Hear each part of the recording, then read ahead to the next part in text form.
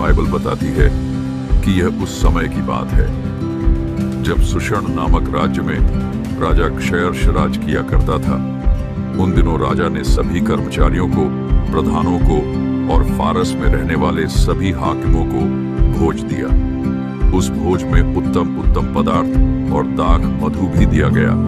राजा ने अपने भवन के सब भंडारियों को आज्ञा दी कि जो अतिथि जैसा चाहे उसे वैसा ही दिया जाए। इसके बाद जब राजा दाख मधु पीकर मग्न हो गया तो उसने अपने सेवकों को और सेवा करने वाले सभी हाकिमों को आज्ञा दी कि वह उसकी रानी वशती को यह आज्ञा दे कि वह राजमुकुट धारण कर अपनी सुंदरता को देश देश के हाकिमों के सामने प्रकट करे। जब हाकिमों ने रानी वशती को यह संदेश दिया तो रानी ने यह आज्ञा मानने से साफ इनकार कर दिया। इस पर राजा बहुत क्रोधित हुआ। तब राजा ने राजभवन के पंडितों से पूछा कि रानी ने आज्ञा का पालन नहीं किया तो उसके साथ क्या करना चाहिए, क्योंकि वह अपने राजभवन के बारे में सभी सलाह वहां के पंडितों से लिया करता था।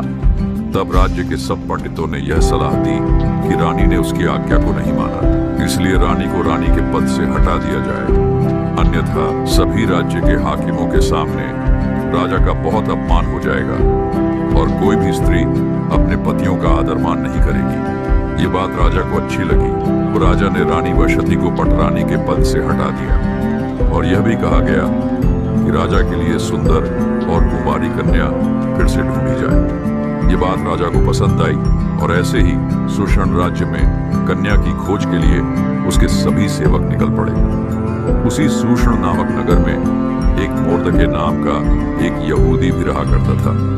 उसने अपनी चचेरी बहन का पालन पोषण अपने पास रखकर किया था, क्योंकि उसके माता पिता मर गए थे। वह एस्थर को अपनी बेटी की तरह मानता था।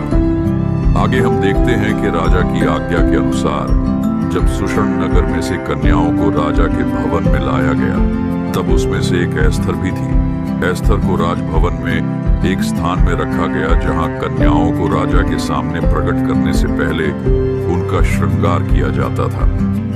तब तक एस्थर ने अपनी जाति किसी को नहीं बताई थी कि वह एक यहूदी है, क्योंकि मोर्दके ने उसे मना किया था, क्योंकि वह जानता था कि वह लोग यहूदियों से नफरत करते थे। इसके 6 महीने पश्चात एस्थर की राजा के सामने जाने की बारी आई।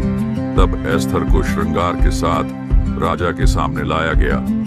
तब जब राजा ने एस्थर को देखा तो वह उसके मन को सबसे अधिक अच्छी लगी। तब राजा ने उसके सिर पर राजमुकुट रखा और उसे पटरानी होने का अधिकार दिया।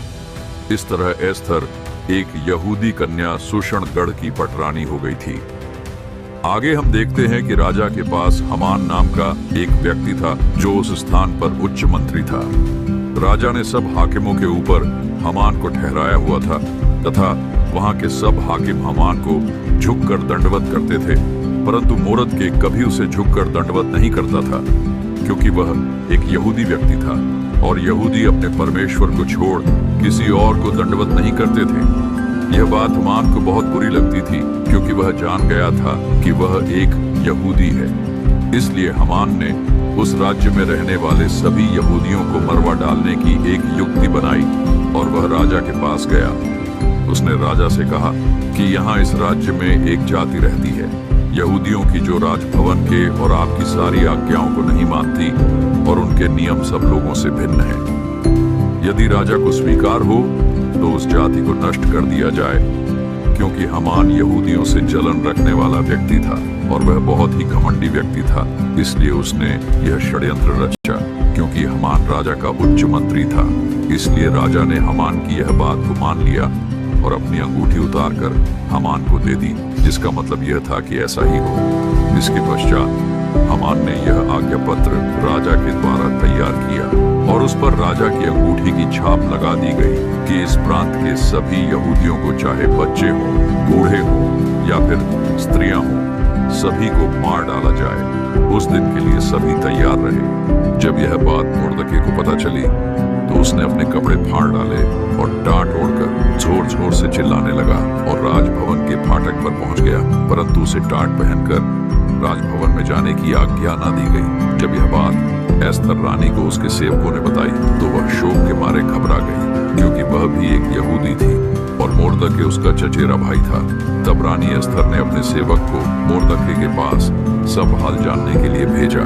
तब मोर्दके ने उसके सेवक को सब कुछ बताया कि यहूदियों को मार डालने की आज्ञा राजा के द्वारा दी गई है और वह उन सब की ओर से राजा के भवन में जाकर अपने लोगों के लिए विनती करे। परंतु उन दिनों में कोई भी व्यक्ति या कोई भी हाकिम या कोई भी स्त्री राजा की आज्ञा के बिना राजा के राजभवन में नहीं जा सकता था, केवल वही जिस पर राजा सोने का राजदंड बढ़ाए। जब यह बात इस तरह मोर्दके को बताई तो मोर्दके ने कहा, तू ही अपनी जाति के सभी लोगों को बचा सकती है, शायद इसी दिन के लिए तुझे राजपद मिला हो।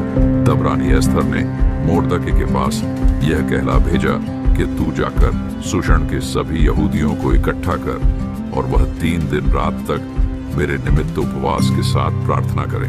मैं भी अपनी सहेलियों सहित इस विषय के ऊपर उपवास करूंगी और मैं प्रार्थना करूंगी कि मैं राजा की आज्ञा के विरुद्ध उसके भवन में जाऊं। तब उन्होंने वैसा ही किया। तीसरे दिन रानी अपने राज्य के वस्त्र पहनकर राजभवन में जाकर खड़ी हो गई। जब राजा ने रानी को राजभवन में देखा तो वहां प्रसन्न हो गया और उसने अपना राजदंड रानी की ओर बढ़ाया। राजा ने कहा कि बोल रानी, तुझे क्या चाहिए? बोल तो तुझे आधा राज्य भी दे दिया जाएगा।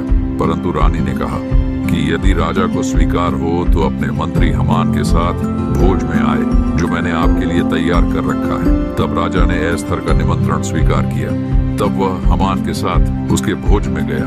भोज के समय जब राजा ने दाख मधु पिया तो फिर रानी से पूछा कि तेरी क्या इच्छा है? तब भी रानी ने यही कहा कि यदि राजा मुझसे प्रसन्न है तो कल फिर उस भोज में आए जो मैंने आपके लिए तैयार किया है, तब मैं अपनी इच्छा बताऊंगी। उस दिन हमान मन ही मन में बहुत प्रसन्न था और जब उस दिन वह फाटकों में गया तो सभी ने उसे दंडवत किया, परंतु मोर्दके ने नहीं किया।